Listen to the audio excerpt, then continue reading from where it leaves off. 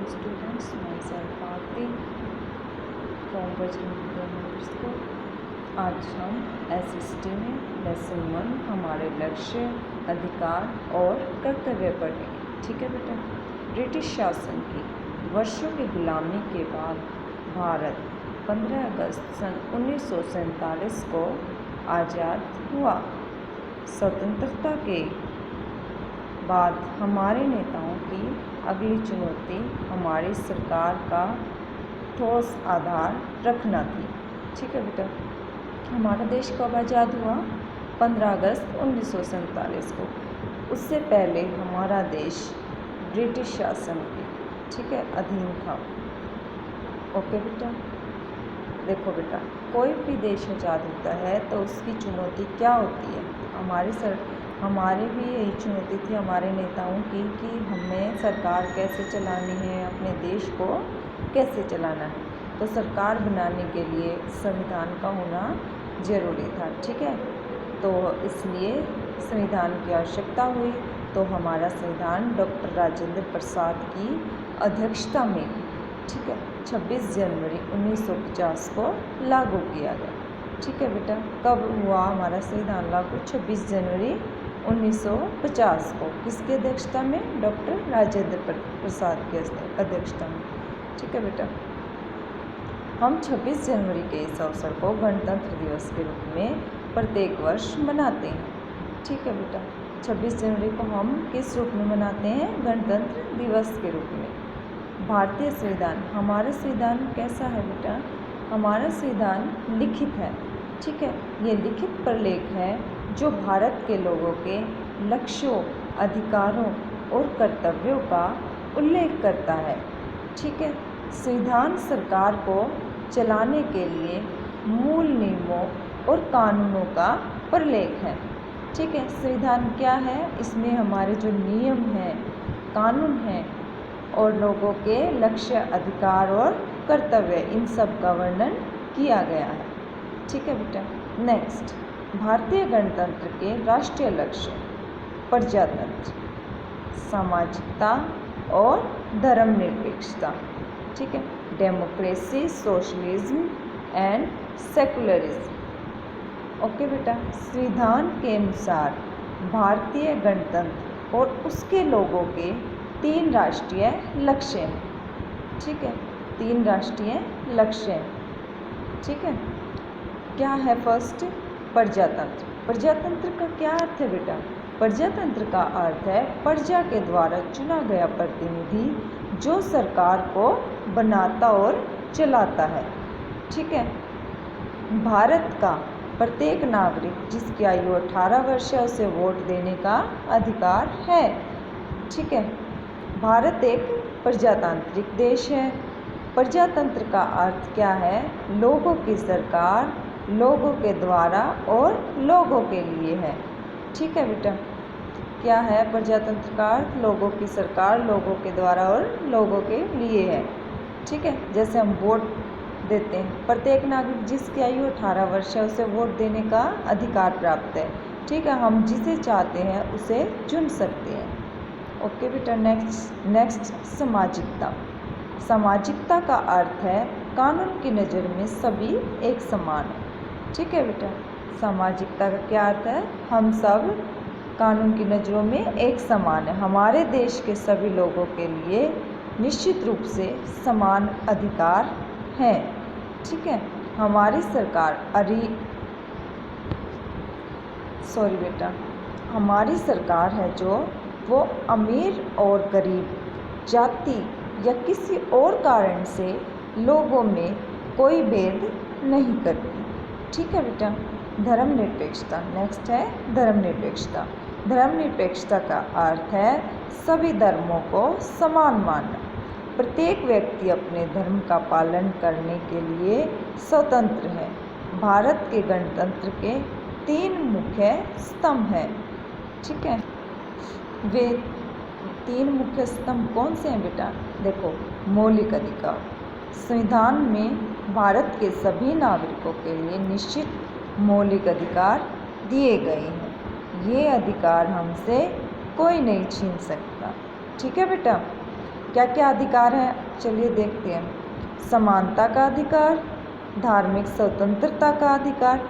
समानता के अधिकार में क्या होता है बेटा कि हम सब कानून के सामने एक समान हैं, ठीक है, सभी को समान अधिकार प्राप्त है।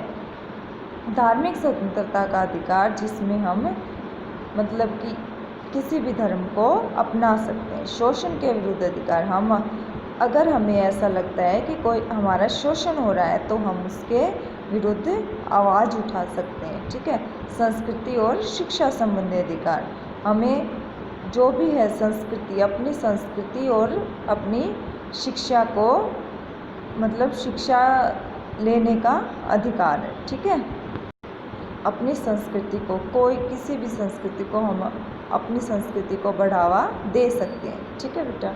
और अपनी शिक्षा, हम किसी भी इंस्टीट्यूट में शिक्षा ग्रहण कर सकते हैं, किसी भी स्कूल में शिक्षा ग्रहण कर सकते हैं, इसलिए हमें शिक्षा संबंधी अधिकार भी प्राप्त है। विचार और अभिव्यक्ति की स्वतंत्रता, ठीक है। देखो बेटा, विचार और अभिव्यक्ति की स्वतंत्रता, हमें अपने विचारों को प्रकट करने और अभिव्यक्त करने का अधिकार है। शांतिपूर्वक सम्मेलन की स्वतंत्रता, ठीक है। कोई भी सम्मेलन है जैसे उसको हम शांतिपूर्वक कर सकते हैं, इसकी भी हमें स्वतंत्रता प्राप्त है।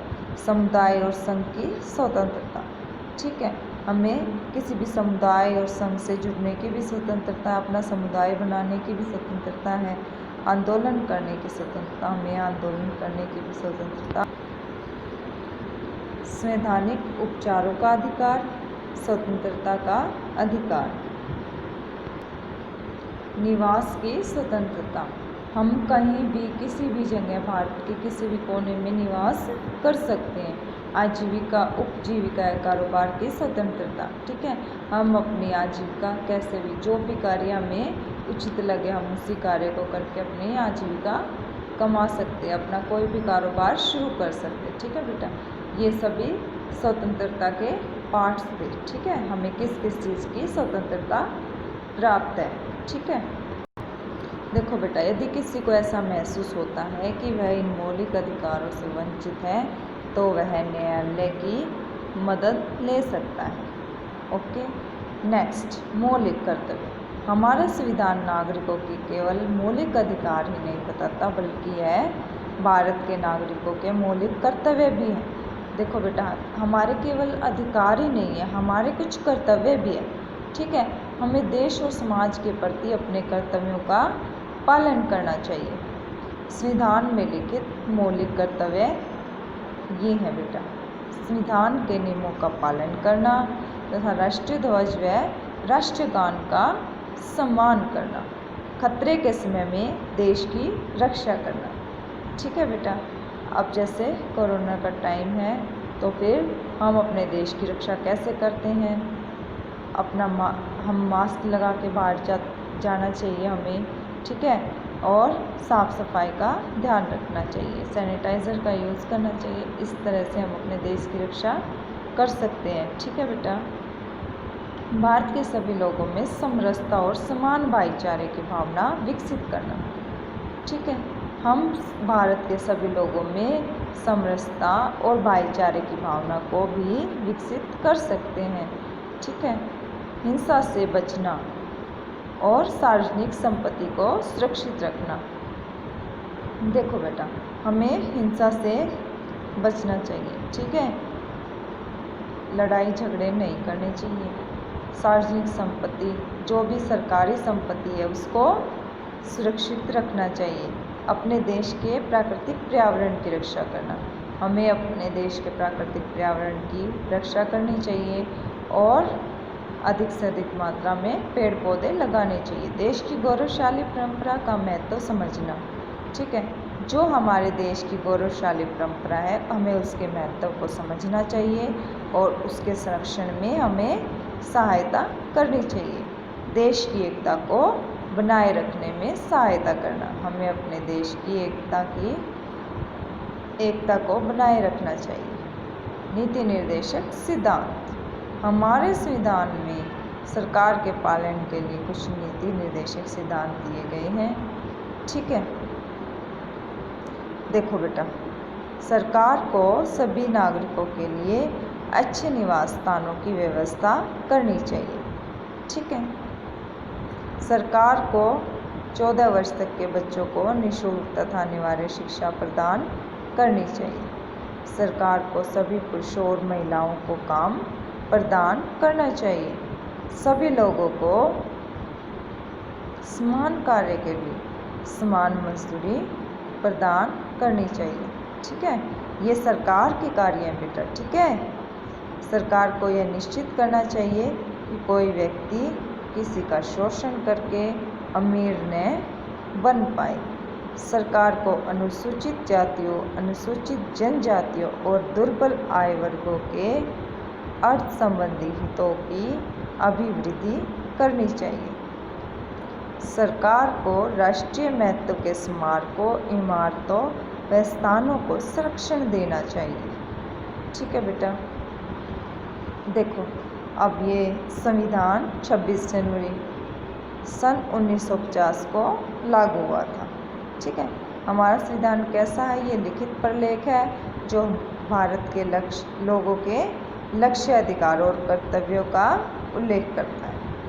प्रजातंत्र का अर्थ क्या? लोगों की सरकार, लोगों के द्वारा और लोगों के लिए। सामाजिकता का अर्थ है सभी के लिए समान अधिकार, और धर्मनिरपेक्षता का अर्थ है सभी धर्मों को एक समान मानना। ठीक है। ये हमारा चैप्टर कंप्लीट हो गया बेटा। ये आपको अच्छे से रीड करना है। ठीक है। और अपनी एक्सरसाइज फिल करने की कोशिश करनी है बेटा। एक्सरसाइज में आपको कल कराऊंगी। आपको ये चैप्टर अच्छे से रीड करना है। ओके बेटा, थैंक यू।